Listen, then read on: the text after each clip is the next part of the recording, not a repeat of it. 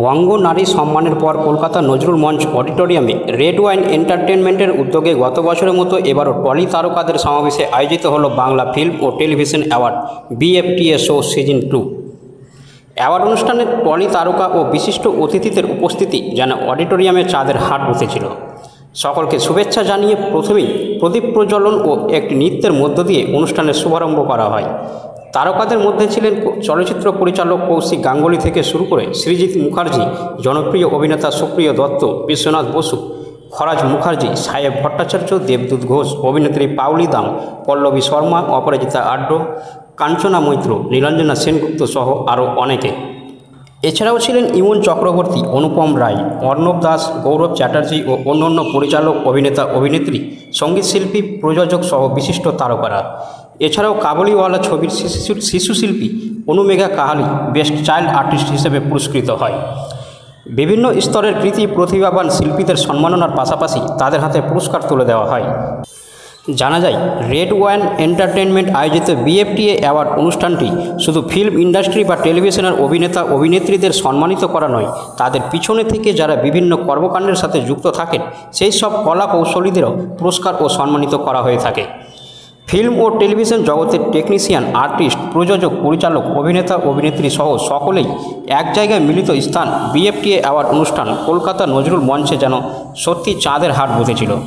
সকলকে এক জায়গায় নিয়ে এসে সম্মান ও পুরস্কৃত করার এই উদ্যোগকে উপস্থিত সকলেই স্বাগত জানিয়ে ভূয়সী প্রশংসা করেছেন।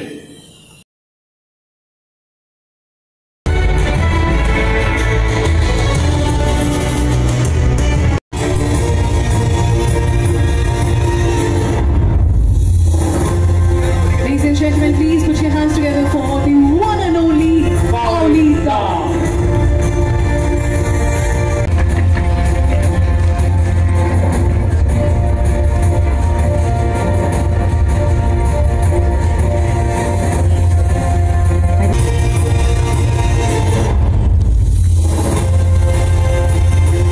জোরে একবার হাততালি হয়ে যাবে তো কাঞ্চনা মৈত্র। দেখা হয়ে গেল, খুব ভালো লাগছে। সামনে জেঠু বসে রয়েছে, ধ্যাসটা জেঠু, তো ওনাকে আজকে আমার পাশে পেয়েছি।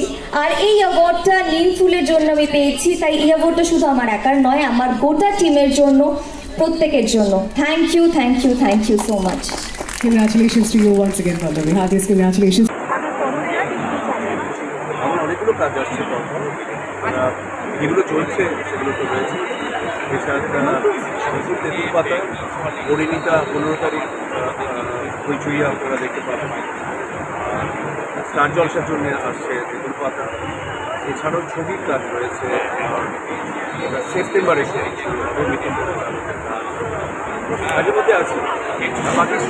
বাকি সময়টা তো সামাজিক কাজে।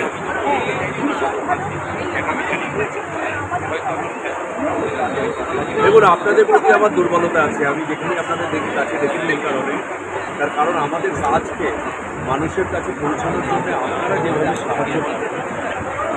এখন যে সোশ্যাল মিডিয়া ভীষণ স্ট্রং এবং মানুষ টেলিভিশন চ্যানেল, টিভি চ্যানেল, আমাদের ইন্ডাস্ট্রির বেশিরভাগ টাকাটা এখন টিভি চ্যানেলে কাটে। আর আমি মূলত টেলিভিশনের কর্মী, ফিল্মও করি, থিয়েটারও করি, ঠিক আছে, কিন্তু তারপরেও আপনারা আমাদের কাজকে যেভাবে মানুষের কাছে পৌঁছে দেন তার জন্য একটা বেশি ধন্যবাদ কিন্তু আপনাদেরও প্রাপ্য। চালিয়ে যান, আমি আপনাদের সাথে আছি। বিশ্বনাথের যে চরিত্রটা, সেটা একটা অসম্ভব মজার চরিত্র ছিল, দারুণ অভিনয় করেছিল ওটা।